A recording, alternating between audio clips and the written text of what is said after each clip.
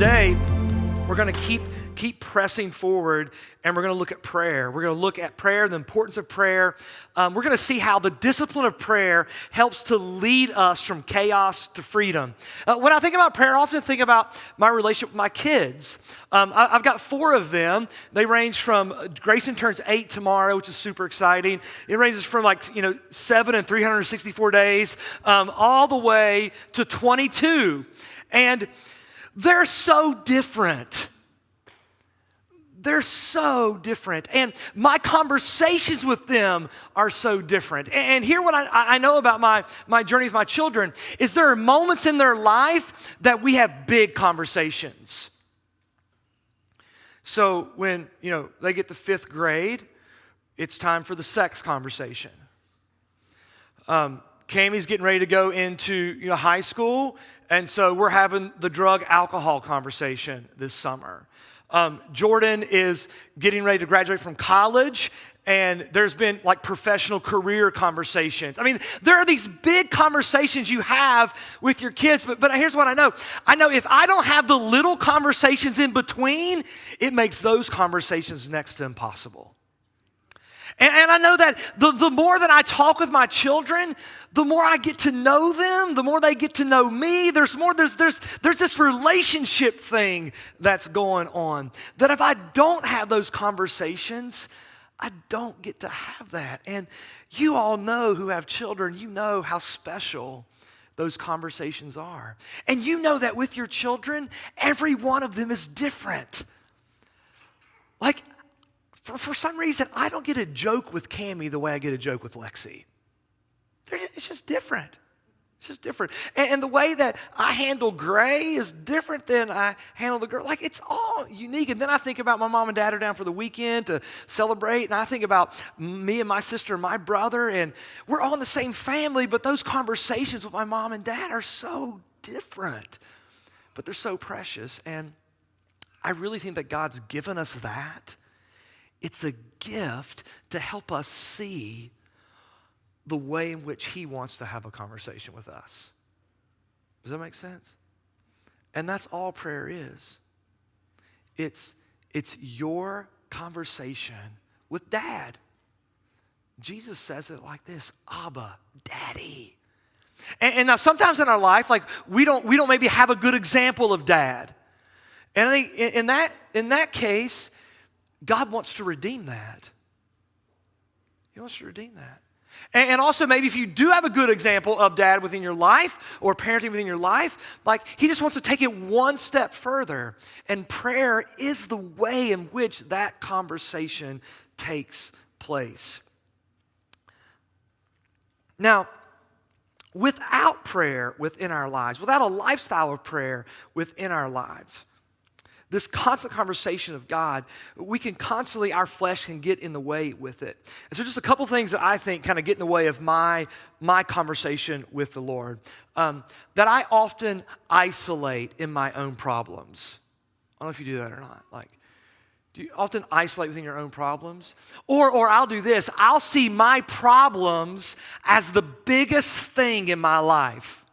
So when I've got something going on, an issue within my life, whatever it may be, I see it as the biggest thing within my life, the top thing within my life, and it almost has authority over me than what God has over my life. I would just say it this way, in our flesh sometimes, without God in our everyday lives, our problems become bigger than God's presence in our life. Are you tracking? So without God in the everyday of my life, the everyday problems of my life become bigger than God's presence in my life. That's not true, but that's the way I perceive it. So it feels to me like my problems are closer to me than what God is. Now, we're going to look at a great scripture today. If you have your Bibles, we're going to be at Matthew 26. Going to be reading verses 36 through 46. And I want to just set it up for us as you get there. It's Matthew 26, 36 through 46. So in the beginning, God creates us in His image, male and female, Adam and Eve, and says, look, guys, I want a relationship with you. I'm the creator, but you're going to help me make things. And you're going to tend the garden. You're going to tend my little neighborhood here, and I'm going to do it with you. And every day I'm going to come and hang out with you. And here's the deal. I'm not going to make you love me because that's not really love. That's, I don't know, abuse maybe, or weirdness or something. Like, I'm not going to make that happen within your life. But so you get to kind of choose what you want to do. And so Adam and Eve are like, cool, man, that's awesome. But then they were like, you know what? There's, this little temptation thing going on. And it says Satan says, if I eat of this fruit, then I'll be just like God. And so instead of chatting with God about that, which would make sense, like he's their dad, like they just decided they wouldn't. They would just do what they wanted to do.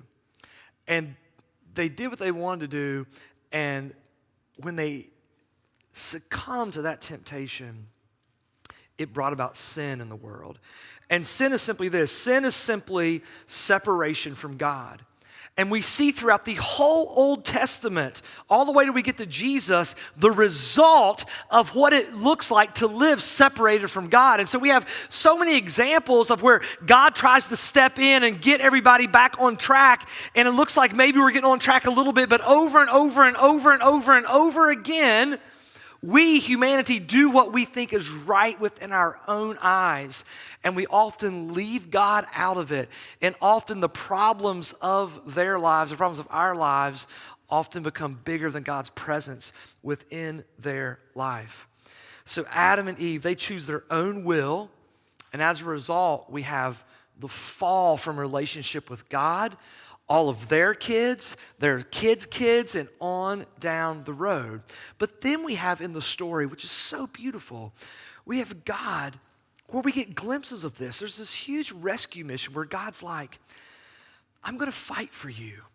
I'm going to fight for you. And so God the Father, God the Son, God the Spirit, they send God the Son on a rescue mission. God the Son becomes Jesus Christ in the flesh. In other words, Jesus, Paul talks about him as the second Adam. And Jesus as the second Adam is undoing undoing the sin of the first Adam. And this undoing that Jesus does is rooted in prayer. It actually happens in prayer. In the same way that Adam, the first Adam in the garden, chooses not to pray to resist temptation, we see Jesus, the second Adam in the garden, again undoing what the first Adam couldn't do. And it all happens and is rooted in prayer that's there. In John 17, if you ever get a chance, we have Jesus' prayer, and it's such a lovely chapter in the scriptures. And Jesus prays for himself, he prays for his followers, and he prays for all of us. He prays for you. He prays for me. It's hard not to read the Gospels and not to notice that Jesus is always talking to the Father. Like he's always having conversation with his dad. There's all kinds of small talk and big talk that's taking place. It's as if this conversation is the heartbeat of the relationship that they have. We see that Jesus is never hiding from his Father. And in his deepest, darkest moments, he's praying. He's praying. I think it's going to be helpful this morning, okay? All right, here we go, 36. So this is right on the heels. Jesus has had the Passover meal that Thursday. He's had that Passover meal to remember that story of God delivering Israel from Egypt. He's instituted, he said, look, there's a new covenant in town. He broke bread. He said, this is my body broken for you. This is my cup of forgiveness poured out for you. And in the midst of that, from that place, he then goes and he prays. And he goes to the garden. And he says, then Jesus, verse 36, then Jesus went with them to a place called Gethsemane. And he said to his disciples, sit here while I go over there and pray. And taking with him Peter and the two sons of Zebedee, he began to be sorrowful and troubled. And then he said to them, my soul is very sorrowful, even to death. Remain here and watch with me. It's as if Jesus knows, like he knows where I have to go from here, I don't want to go. Like we think of Jesus as like 100% God. Like we think of that way, but we also sometimes forget he's 100% human. Like he feels all the things that we feel, especially when we have to go somewhere we don't want to go. You ever gone somewhere you didn't want to go before? You ever had a conversation you didn't want to have before? Like, oh, I don't want to have that. Like he's feeling that.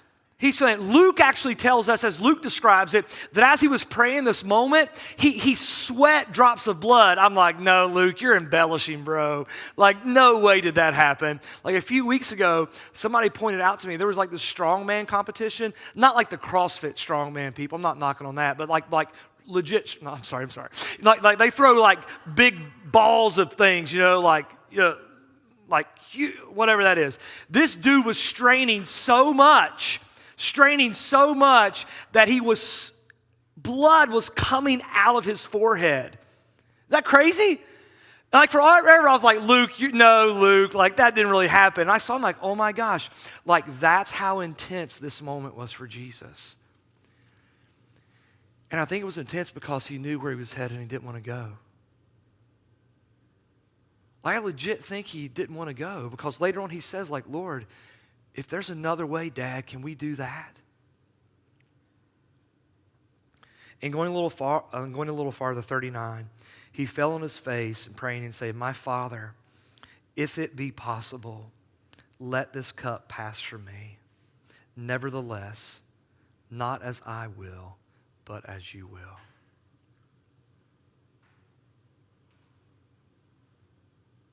Like he's saying, Dad, I don't want to have to go through with this.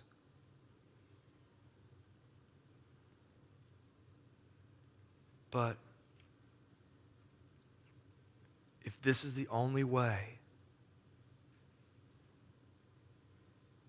if it's the only way, this is your will, not mine, but your will be done in my life. And he came to his disciples and he found them sleeping. We're so awful, aren't we? Like, I'm the worst. How often does Jesus come to me and I'm just sleeping on the job? And he said to Peter, so could you not watch with me 1 hour? Like 1 hour, man. You not stay awake for that?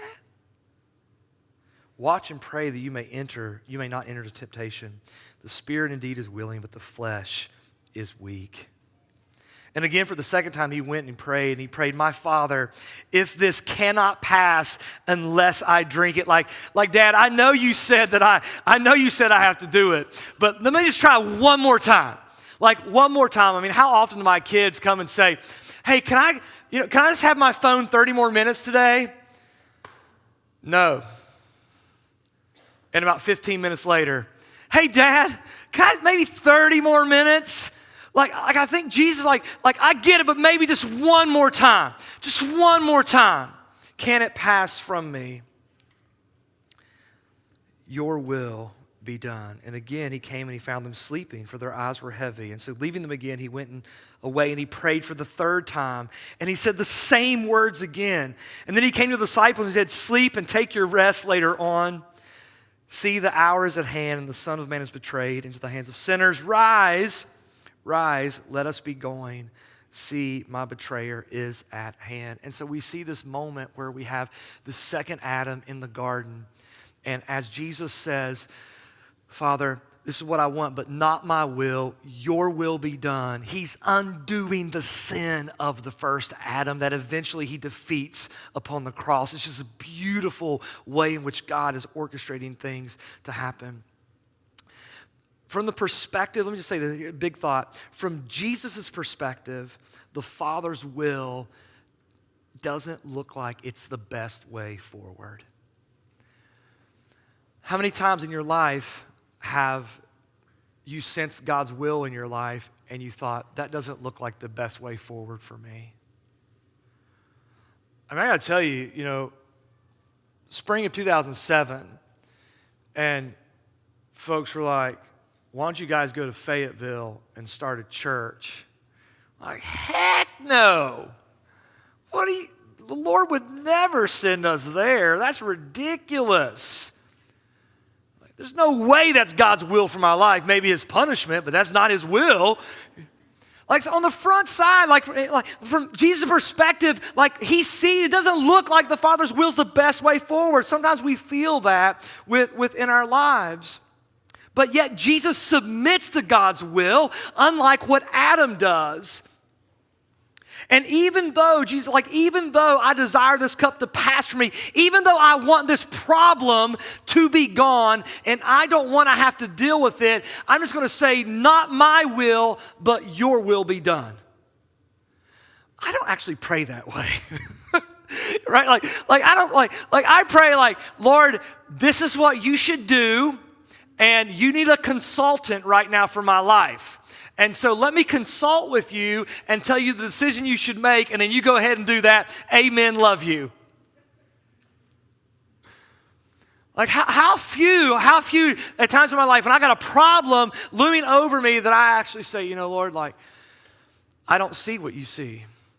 And I'm actually going to trust you, and I'm actually going to believe that your will for me and for the people around me is actually good things, even if it doesn't look like it on the front side. Because of the relationship that Jesus has with the Father, Jesus sees the relationship with the Father as bigger than the problem that he's facing. That's good, you guys. And the only reason he sees it that way is he walks with me and he talks with me. I forget that song, but it kind of goes something like that. Like he's walking with the Lord.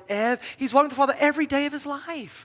Like every day of his life. And so why would this one that he walks with every day of his life, that's always wanted good things for him? I mean, why in the world would I want something bad for Grayson or Lexi or Cammie? Why would I intentionally be like, it's going to be bad for you? And the only reason they can trust me, the only reason that I can trust, the only reason Jesus can trust us is they're walking with him every step of the way, where he knows that the relationship that I have with the Father is bigger than what I feel right now. And here's what I think sometimes in our lives. I think that we don't have that kind of relationship with God, and so we actually don't believe that he's bigger than our problems. And here's why. It's because our relationship with him is actually smaller than our problems. Are you tracking? It's not that he's smaller, okay? It's not that he's smaller. It's our relationship with him is smaller than the problems we face. And ooh, that one hurts, right? So here's the deal with all that, okay? This is so crucial. Like anytime I have a problem that's bigger than my walk with Jesus, it will always lord over me. It's not that God's not smaller. He's not smaller. I'm just choosing to have a relationship that's smaller. And the only way you get a relationship is if you talk. And prayer is nothing but the talk. It's nothing but the conversation. It's nothing but walking with Jesus day in and day out within our lives. Sometimes in the short run, it seems like God's will is not the best. Okay? God said no to me a couple months ago. I was livid. Like livid. But it makes a little bit more sense right now. In the short run, at times it doesn't look like God's will is the best for our life. But Jesus trusts. And now we look back and, I am so glad that in the garden, Jesus is like, Dad, not my way. I'm so glad he wasn't like, you know what? I think you're wrong. I'm going to do it my way. Imagine if that would have happened. I'm so glad that he didn't. Here's the question I have, how is he able to do it? How is he able to trust? And I think it's this. I think Jesus' whole life, I think his whole conversation has been building up for this moment. I think everything right from the jump, because we cannot lose sight of, he absolutely is 100% God, because he took on all of death and all of sin, and he defeated it, and he rose from the dead, and now we have life. He is 100% God, 100%.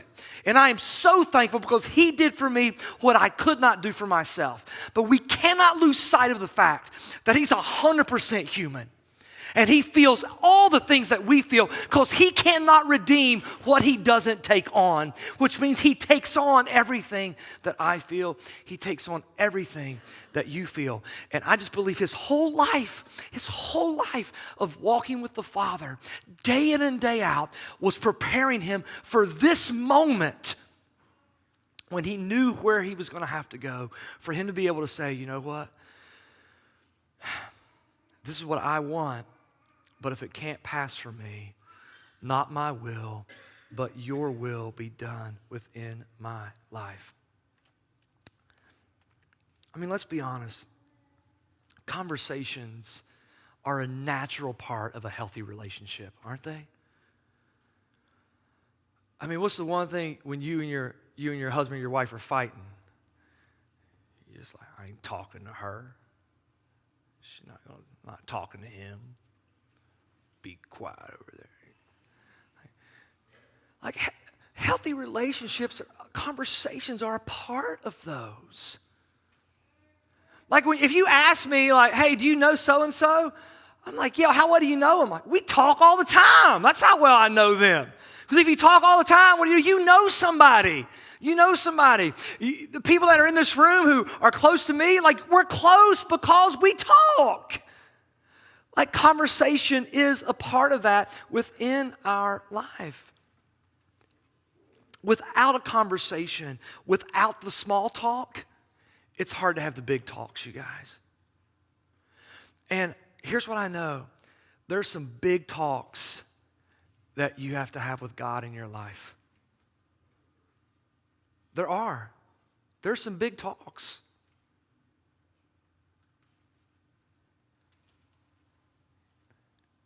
And if we're not having the small talks along the way, it's hard to have the big talk.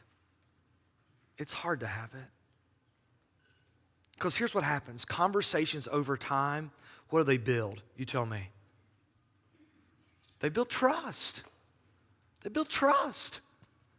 And so there's going to be a moment where, look, God's not a genie in a bottle. I forget the little song that goes with it, right? Like he's not that.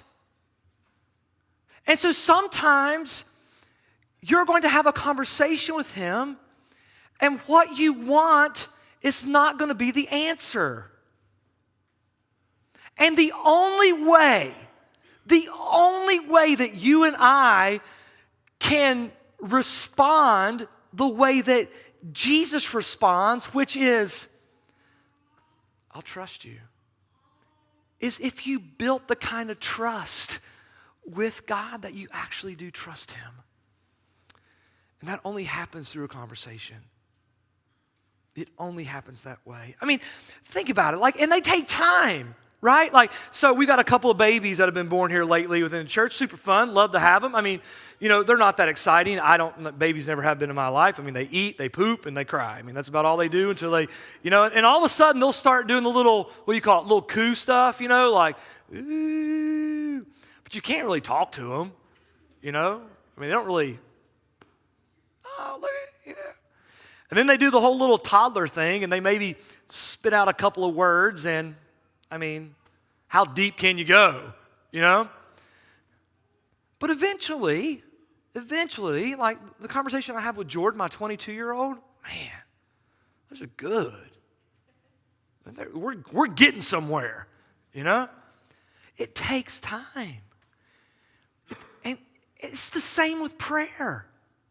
It's the same with prayer. And here's the thing that gets so annoying to me about the Father is he's so patient. Like he'll actually let me coo my whole life. The same, and I'll get to be in eternity with him, but I never get to go to the depths of where he wants me to go in this life.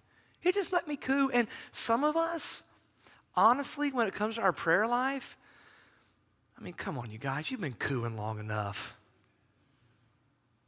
You know, you've been cooing long enough. Like, let's start figuring out some words. There's a whole conversation he wants to take you on.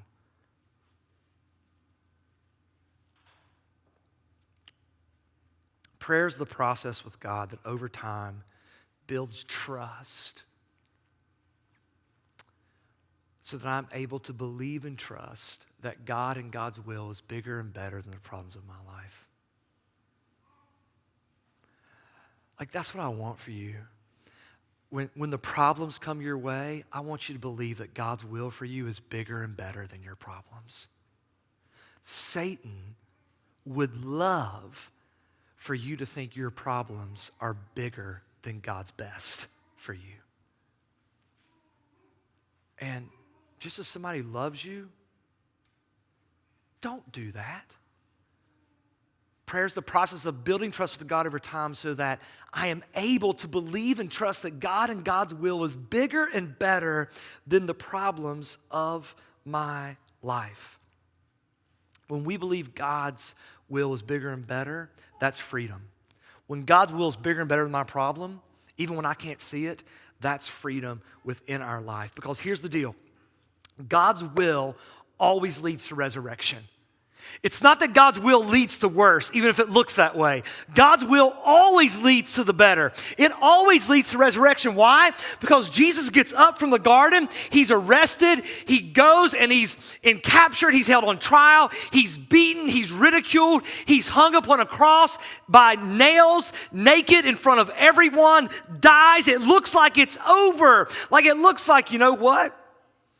God's not a good dad. I should not trust him. And then like 3 days later, I mean, this is our story. I don't know if you know this or not. Like, this is our story. Our story. Jesus rises from the dead to say that death has been defeated, the sting of sin has been removed, and now you can have new life. And we all read that story. We're going to celebrate in 3 weeks, and we're going to say, you know what? God's will was better. God's will was best. It was better than my life. Like, it's this process through the cross we see Jesus undoes the separation that Adam brings into the world. He brings back the relationship, and now all of us, you and me, we have an opportunity and a chance to be perfectly parented by God the Father. Perfectly parented by Him. Prayer is that conversation. And let me just say this as we close.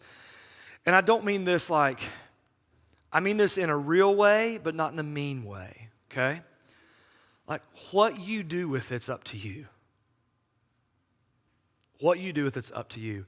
I can't make you have a conversation with God. You can't make me. What you do with it is up to you. I'll just say this, without it, there'll be moments in your life where your problems are the biggest part of your life.